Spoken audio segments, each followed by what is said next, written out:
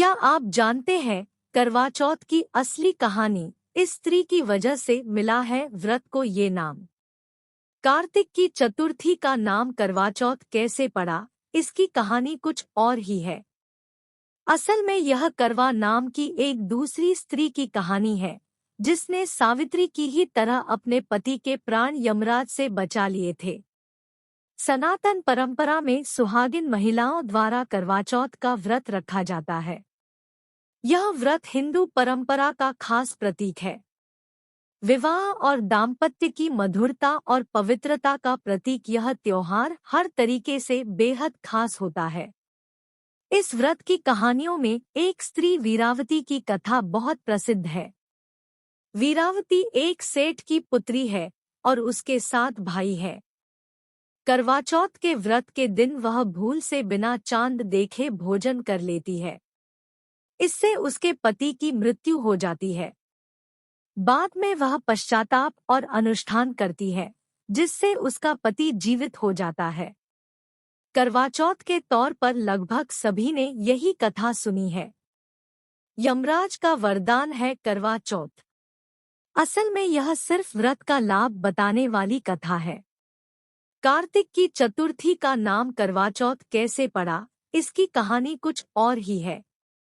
असल में यह करवा नाम की एक दूसरी स्त्री की कहानी है, जिसने सावित्री की ही तरह अपने पति के प्राण यमराज से बचा लिए थे।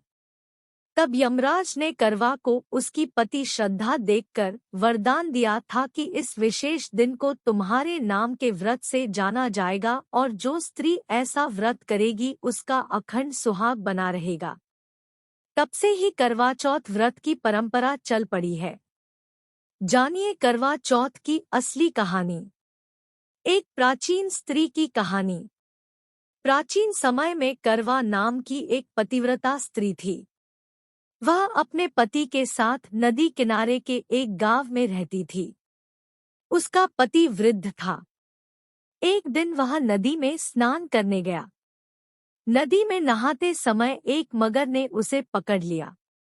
इस पर व्यक्ति करवा करवा चिल्लाकर अपनी पत्नी को सहायता के लिए पुकारने लगा। करवा पतिव्रता स्त्री थी। आवाज को सुनकर करवा भागकर अपने पति के पास पहुंची और दौड़कर कच्चे धागे से मगर को आन देकर बांध दिया।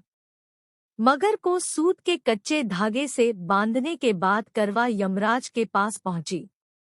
सींग का यह है महत्व। वे उस समय चित्रगुप्त के खाते देख रहे थे।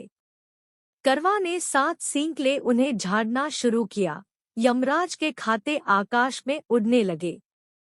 यमराज घबरा गए और बोले, देवी, तू क्या चाहती है? करवा ने कहा, हे प्रभु, एक मगर ने नदी के जल में मेरे पति का पैर पकड़ लिया है।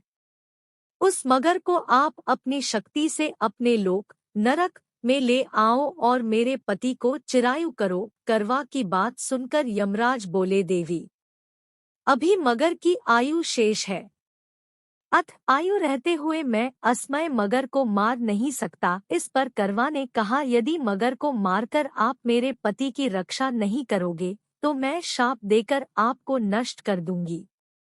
करवा की धमकी से डर गए यमराज। करवा की धमकी से यमराज डर गए। वे करवा के साथ वहां आए जहां मगर ने उसके पति को पकड़ रखा था।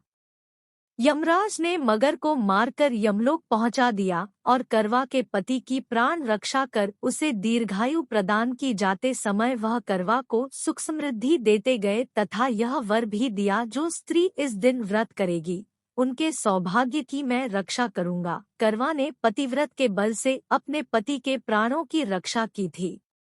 इस घटना के दिन से करवा चौथ का व्रत करवा के नाम से प्रचलित हो गया। जिस दिन करवा ने अपने पति के प्राण बचाए थे, उस दिन कार्तिक मास के कृष्ण पक्ष की चौथ थी। हे करवा माता, जैसे आपने करवा अपने पति की प्राण रक्षा की, वैसे ही सबके पतियों के जीवन की रक्षा करना।